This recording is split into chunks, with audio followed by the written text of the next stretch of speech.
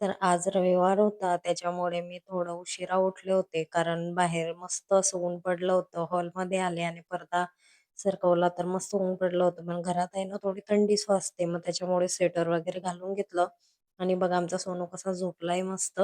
आणि इकडे हे तिघं पण बापले का मस्त झोपले होते. छोटी दीदी उठली होती अन्वी. पण ती थंडी वाजत होती त्याच्यामुळे आज तिला म्हटलं रविवार आहे तर थोडं झोप. पण तिला काय रोजच्या वेळेवर सूद व्यवस्थित येते कारण सकाळी लवकर उठून स्कूलमध्ये जावं लागतं ना, त्याच्यामुळे मग त्या बरोबर त्याच टाईमावर व्यवस्थित तिला बरोबर सूद येऊन जाते. मग मला आधी दात वगैरे घासले, की सर्वात पहिले मला चहा पाहिजे. कारण थंडीचं असं वाटतं, की दिवसातून 2-3 वेळेस पण चहा प्यायला तरी पण कमीच वाटते. असं वाटते, की चहाच प्या. कारण गरम पिल्यानंतर अंगातली थंडी पूर्ण निघून जाते. मग इकडे सोनू पण उठला. मग लगेच अन्वी पण उठली आणि त्याच्याजवळ जाऊन बसली. ती वाटच बघत होती, की हा कधी उठतो आणि कधी नाही, की मी त्याच्याजवळ जाऊन बसते. मग हे सर्व उठले आणि कोणी दात घासत होतं, कोणी चहा घेत होतं, कोणी काही करत होतं.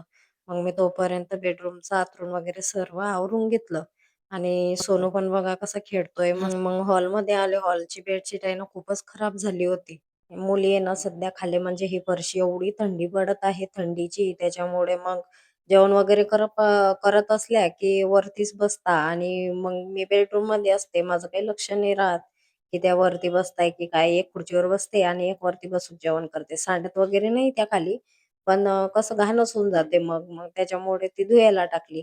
मग इकडे सोनू थोडा रडत होता. मग त्याला घेतलं आणि थोडं असं उभं घेतलं ना त्याला की मस्त वाटतं एकदम मस्त हसतो, जोरजोरात आवाज करतो. उभं घेतलं ना त्याला छान वाटतं. आणि ह्या दोघी पण सध्या खूपच आजारी होता. मी तिला म्हटलं, की "तू आत्ताच ब्रश करून आली, तर सोनूला भाऊला थंडी हात नको लावू." तर ती तिच्या गालाला लावून पाहत होती, की माझ्या हात खरंच थंडी आहे की काय, कशी आहे म्हणून. आणि सोनू मस्त खेळत होता. या पोस्टरले पाहून तर एवढ्या चिकाट्या मारतो, जसं तो आजच 1-2 शिकवायला स्कूलमध्ये जातो की काय, काय माहिती. आता शिकतो की काय. एवढा छोटा आहे, पण ही अन्वी त्याला 1-2 ए-बी-सी-डी असं शिकवत असते ना, तर मग मस्त शिकतो तो पण. बघतो तिच्याकडे टक लावून. मग पटकन अंघोळी वगैरे आवरून घेतल्या मुलींच्या माझ्या पण आणि रविवारी एवढा उशीर होऊन जातो. आता बहुतेक 12 वाजले ना, ती 12 वाजता मी पोहे बनवत होती. कारण माझा नाश्त्याचा टाईम हा 10:00चाच आहे रोज डेलीचा. पण आज खूपच उशीर झाला आणि मग म्हटलं थोडा आज बटाटा वगैरे टाकून बनवू, कारण बटाटा टाकून पोहे आहे ना खूपच छान होता. मग कांदा वगैरे कापून घेतला. कांदा थोडंसं मिरची वगैरे मिरचीचे असे लांबच खंड करते मी आणि जास्त तिखट पण काही बनवत नाही, कारण तिखट बनवलं तर मुली पण खात नाही. अजून तर स्वयंपाक वगैरे सर्वच कामं बाकी आहे आणि माझा आवाज पण म्हणजे घसा बसला आहे. त्याच्यामुळे आवाज पण थोडा खराब येत आहे आणि भरपूर म्हणजे शूट कधीचा करून ठेवला व्हिडिओ, पण अपलोड करायला आणि व्हॉईस ओव्हर करायला वेळच भेटत नाहीये. त्याच्यामुळे मग आता करत आहे ना, आता सध्या थोडी तब्येत पण खराब आहे. पण म्हटलं जाऊ दे आता अपलोड करून देऊ. भरपूर दिवस झाले एडिट वगैरे करून ठेवला, पण अपलोड करायला वेळच नाही मिळत आहे. आणि मग इथं मी पोह्याची तयारी करत होती. पटकन बारीक मस्त असा चिरला, एकदम पातळ-पातळ चिरला आणि मग तेलामध्ये त्याला फ्राय होण्यासाठी टाकून दिलं. शेंगदाणे वगैरे, कांदा, शेंगदाणे पूर्ण झालं होतं फ्राय. मग बटाटा टाकलं आणि थोडं झाकण ठेवून त्याला फ्राय करून दिलं. इकडे मी लगेच पोहे वगैरे धुवून घेतले. त्याच्यामध्ये थोडं हळद, मीठ घालून घेतलं आणि मिक्स करून घेतलं. आणि तुम्ही पोह्यामध्ये साखर वगैरे टाकून बनवता की नाही मला नक्की सांगा. कारण मी अशी थोडीशी साखर टाकते, तर खूप छान असे जसे बाहेर मिळतात ना पोहे तसेच लागतात आणि मस्त झाले होते, एकदम टेस्टी झाले होते. मग आम्ही सर्वजण पोहे खायला बसलो. या सर्वजण गरम-गरम पोहे खायला. खूप छान झाले होते. मग यांनी रात्रीच केळीचे चिप्स आणले होते. त्यांना असं पोहे वगैरे काही असलं की त्याच्यासोबत शेव, चिवडा नाहीतर मग चिप्स असं काही ना काही पाहिजे खायला मुलींना पण, त्यांना पण. मग त्यांनी चिवडा आणि चिवडा नव्हता सॉरी चिप्स घेतले आणि चिप्स आणि ते मग आम्ही सर्व पोहे मस्त एन्जॉय करत खाऊन घेतले. आणि या दोघी पण आहे ना म्हणजे आधी मोठी जान्हवी अ, पोह्यामध्ये शेंगदाणे टाकल्यानंतर पण खात नव्हती आणि मग तिचं बघून आता ही लाईनी पण तशीच शिकली. पोह्यामध्ये, चिवड्यामध्ये शेंगदाणे असले ते खातच नाही, तसेच फेकून देतात. त्याच्यामुळे मग त्यांचे शेंगदाणे आम्ही घेऊन घेतो. कारण तेलामध्ये झालेले असतात ते आणि खूप छान लागतात खायला. मला तर आवडतात. आणि तिच्या पप्पाला पण आवडतात. मग भांडे पण खूपच पडले होते चहाचे आणि प्रत्येकाचे म्हणजे पोहे वगैरे खाल्ले त्याच्या प्लेटी ग्लास वगैरे भरपूर भांडे पडले होते. म्हटलं जाऊ दे आता भांडे घासून घेऊ, कारण स्वयंपाक पण बाकी होता अजून आणि स्वयंपाकाचे हे भांडे म्हटलं तर खूपच मोठे भांडे पडतात. मग एवढे एकखट्टे भांडे घासणं जिवावर येतं. मग त्याच्यामुळे पटकन हे भांडे घासून घेतले. तुमच्या घरी खाता की नाही पोहे आणि तुम्ही म्हणजे कसे बनवता काय मला नक्की सांगा. पण त्याच्यामध्ये आहे ना थोडी साखर टाकली ना तर पोहे एकदम मस्त लागतात. म्हणजे तिखट, गोड वगैरे आणि निंबू, कांदा असला तर एकच नंबर. पण आता सध्या थंडी आहे त्याच्यामुळे आम्ही लिंबू वगैरे काही वापरत नाही. मग इकडे लगेच सोनू पण उठला. मग त्याचा औषधचा वेळ झाला. त्याला औषध वगैरे द्यायला घेतलं आणि आता 1.5 वर्षानंतर मी एक बनवत होते रेसिपी, म्हणजे ती म्हणजे वांग्याचं भरीत. आमच्याकडे वांग्याचं भरीत खूपच चालते आणि हिवाळ्यामध्येच त्याचा सीझन असते. हिवाळ्यामध्ये खूप छान असे वांगे येतात. पण मागच्या वर्षी मला असं वाटतं मी डिसेंबरमध्ये प्रेग्नंट होते त्याच्यामुळे मला खूपच असं जेवणाचा वगैरे अन्नाचा वास यायचा. स्वयंपाक वगैरे बनवणं होत नव्हतं. आणि खूप त्रास होत होता. त्याच्यामुळे मग मग मागच्या वर्षी बनवलंच नाही. आणि यांनी आदल्याच दिवशी म्हणजे बाजारातून वांगे आणले होते. खूप मस्त वांगे होते. एकदम कवळे-कवळे होते आणि लांब होते. मग तेच मी 3 गॅसवरती 3 वांगे ठेवून दिले, कारण 3 वांग्यांचं भरीत आम्हाला भरपूर होतं. आणि पात पण एकदम ताजी-ताजी होती. मग कांद्याची पात वगैरे पूर्ण चिरून घेतली आणि मग मी काही करत असली, की मग ह्या दोघी पण अशा मधात-मधात करतात. ते म्हणते, "मला करू दे." ते म्हणते, "मला करू दे." आणि आता सांगा बरं यांना कसं काय करू द्यायचं काम? आणि गॅसवरती पण काही असलं, की ती लाईनी पण येते, मस्त खाली पिळं ठेवते आणि उभी राहते आणि अ, मला हलवू दे, चमचा चालवू दे, मला हे करू दे, चाकू घेते, काही पण कापते, असं करते मधात-मधात आणि लागलं तर मग तो त्रास आपल्यालाच. पण जेव्हा करायचं तेव्हा करणार नाही, असं असतं मुलींचं. मग शेंगदाणे पण याच्यामध्येच कुटून घेतले खलबत्त्यामध्ये. म्हटलं कसं सोनू मिक्सर लावलं, तर मग घाबरून जाईन, उठून जाईन अजून. त्याला झोपवलं होतं.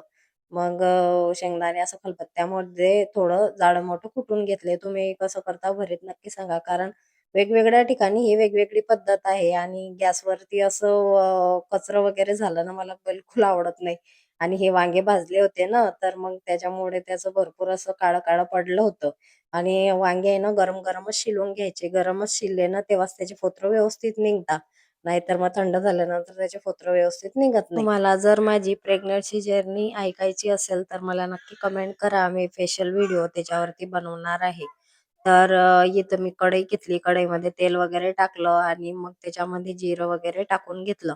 आणि तुमच्याकडे म्हणजे इकडे भुसावळ साईडला माहिती आहे का शेंगदाणे असे बारीक नाही करत, पूर्ण असे जसेच्या तसेच तेलामध्ये मिक्स करून शेंगदाणे टाकतात. जसं आपण चिवड्यामध्ये टाकतो तसं. आणि रेडीमेड पण आणलं ना भरीत तर तसेच राहतात. पूर्ण असे तुकडे वगैरे नसतात, शेंगदाण्याचा कूट वगैरे नसतो, सगळे शेंगदाणे असतात. त्याच्यामुळे मग मला तसं आवडत नाही. कारण आमच्याकडे तर मलकापूर साईडला असंच बनवतात. काळं म्हणजे मिक्सरमध्ये करायचं बारीक, नाहीतर मग खलबत्त्यामध्ये जाडं-मोठं कुटायचे.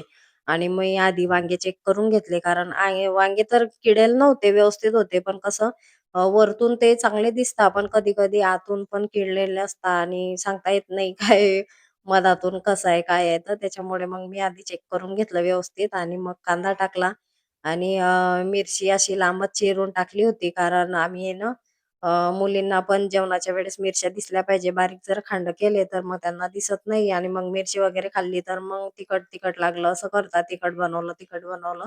फिक्कं पण असलं तर त्यांना मग तिखट लागतं. त्याच्यामुळे मोठे-मोठे काप करून टाकले लांब. एका मिरचीचे म्हणजे मधातून कापलं, तर मग लांब खांडामध्ये कसं व्यवस्थित काढता पण येते आणि कांद्याची पात एवढी मस्त होती, एकदम ताजी-ताजी कांद्याची पात होती. कांद्याची पात पण टाकून दिली. एका बाईला खूप काही सहन करावं लागतं. खूप काही म्हणजे फेस करावं लागतं. कारण मला जेव्हा मी प्रेग्नंट होती, तेव्हा म्हणजे तिघी बी वेळेस मला एवढा त्रास झाला. पहिल्या वेळेस तर काहीच समजत नव्हतं. म्हणजे मी डायरेक्ट 3 महिने माहिती का, वडापाव आणि उसाचा ज्यूस याच्यावरती दिवस काढले आहेत 3 महिने. आणि दुसऱ्या वेळेस पण भरपूर असा त्रास झाला होता. पण मग कसं जेवण केलं की उलटी व्हायची. तेव्हा पण अन्नाचा वास वगैरे यायचा. जेवण वगैरे जात नव्हतं, काहीच नाही. तेव्हा पण असंच कधी बाहेरचं खायचं, कधी घरचं खायचं, असं म्हणजे जातच नव्हतं आणि उलट्याच व्हायच्या. 3 महिने तर जेवणच नाही गेलं. किती पण गोळ्या घ्या, काही पण करा, पण तरी पण उलट्या व्हायच्या. आणि तिसऱ्या वेळेस तर वेगळंच झालं. म्हणजे मुलाचं होतं त्याच्यामुळे की काय मला नाही समजलं. पण तिसऱ्या वेळेस खूप असा डिफरन्स होता. म्हणजे जेव्हा आपल्याला टायफॉइड वगैरे ताप येतो, तेव्हा आपलं तोंड पूर्ण खराब पडतं आणि जेवण वगैरेच गोडच लागत नाही, म्हणजे खावंसंच वाटत नाही. तर तसं मला यावेळेस झालं होतं आणि भरपूर असं तोंड खराब पडून गेलं. अन्नाचा पण वास यायचा, मळमळ व्हायचं. एखाद्या वेळेस उलटी व्हायची, पण एखाद्या वेळेस उलटी नाही व्हायची. मळमळ होत होतं, पण उलटी नव्हती होत.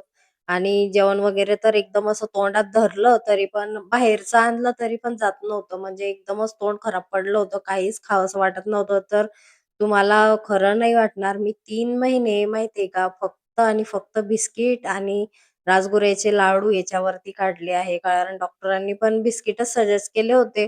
कारण डॉक्टर म्हणत, की कोरडं खासाल तेव्हाच उलटी वगैरे होणार नाही, तुम्हाला वखाऱ्या वगैरे येणार नाही.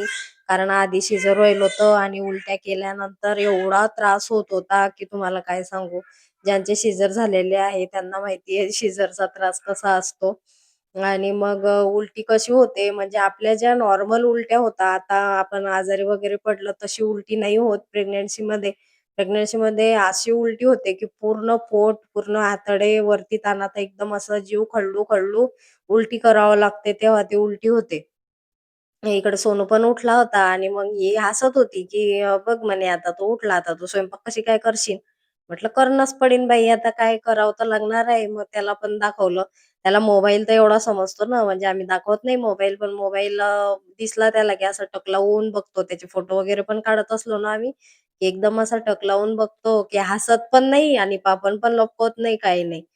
मग एवढं थकून गेली. मग थोडं पाणी वगैरे पिलं आणि कणिक मळायला घेतली. आता पुऱ्या करायच्या होत्या मुलींसाठी आणि माझ्यासाठी 2-3 पोळ्या करायच्या होत्या.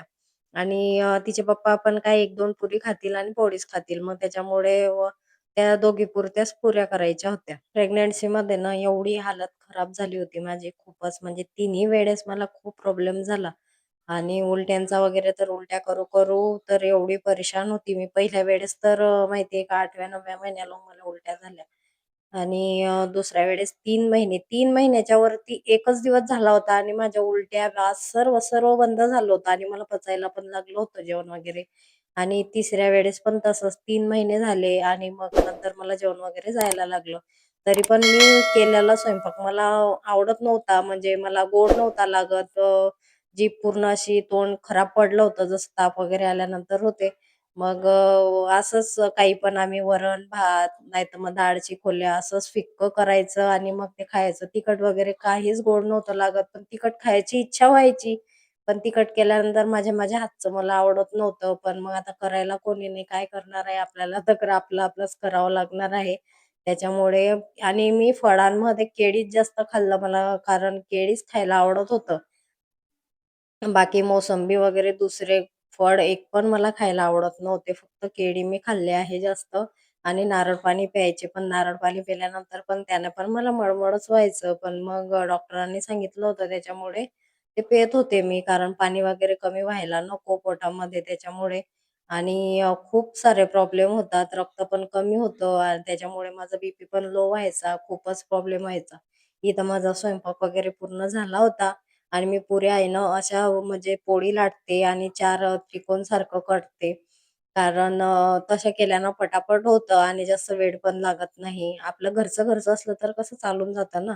आणि मग दीदीला इथं भूक लागली होती लवकरच. मग आमचं जेवण तर होईन आता. कधी होईन काय माहिती, कारण सोनू उठला आहे. आता तो झोपल्यानंतर नाहीतर मग त्याला कोणी घेईन तेव्हा जेवण वगैरे होईल. पण दीदीला भूक लागली होती.